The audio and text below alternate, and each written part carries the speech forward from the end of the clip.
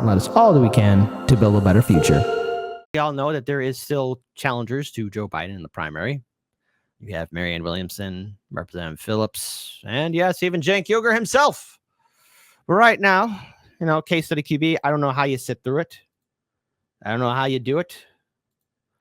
But I want to pull this video up here for you, my friends, all of you. Follow Case Study QB on Twitter. He's wrongly being censored. There are obviously Democrats who have challenged Biden to the nomination. Just a few seconds ago in Eli's report there, we saw Dean Phillips. But Biden is the incumbent, right? And a lot of the time, the incumbent doesn't go through the primary because he already has the party support. Is that accurate to say, or do you think that Biden should be campaigning in places like Iowa and in New Hampshire as well? Yeah, make no mistake about it. Joe Biden is going to be the Democratic nominee for president unless a meteor falls from the sky and hits us, all right? And, he doesn't really have primary challengers. I know that's insulting to them, but he doesn't. So he could just focus on running against the Republican Party. Historically, when an incumbent has a strong primary challenger, like Jimmy Carter was challenged by Ted Kennedy, the incumbent loses. So this is all good news for Biden. And the sad truth about the Electoral College and the way we pick presidents in this country is that, Colton, there's really only about 6 swing states that Biden needs to campaign in: Pennsylvania, Wisconsin, Michigan, North Carolina, Arizona, and Georgia. Notice that New Hampshire and Iowa, not on that list. So you're saying also that Marianne Williamson should probably give it up this time around, right? Well, she's selling some books. Yeah, selling some books. The reason why I played that is because, well, let's be clear here. Let's be very, very, very, very, very, very, very clear here. The Democratic primary is a waste of time. It's kind of funny, but it's hilarious too. But see, the thing is, even with Biden potentially, yes, securing the nomination, unfortunately, progressives aren't really buying into it. And corporate media is doing all it can to circle the wagons. So let's play this. Why is it the left, progressives, whatever they're calling themselves these days, they've forgotten the story that was right in the palm of their hand? And the story is they should ask themselves perhaps these questions, some of these questions. Who built your party? Who formed the spine of your party? Who fought for your country? Who comes down the street to put out your fires? Who comes down the street to protect your house and your children from vandals, from hoodlums? Who did this? Who built the foundation for the house and the country that you live in? They've forgotten those people.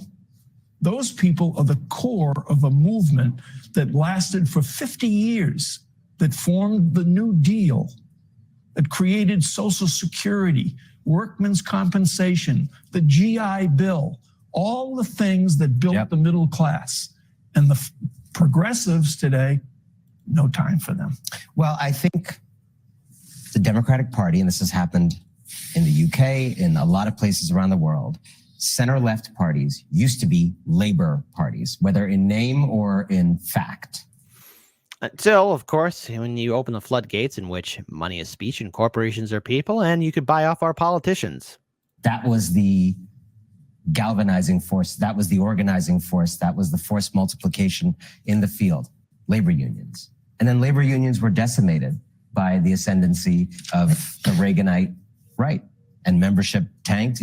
And so a giant kind of strike force in politics that did that work is gone.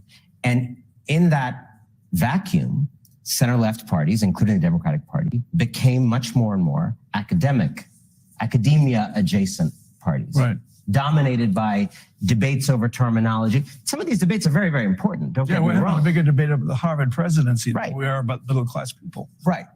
That's the kind, right?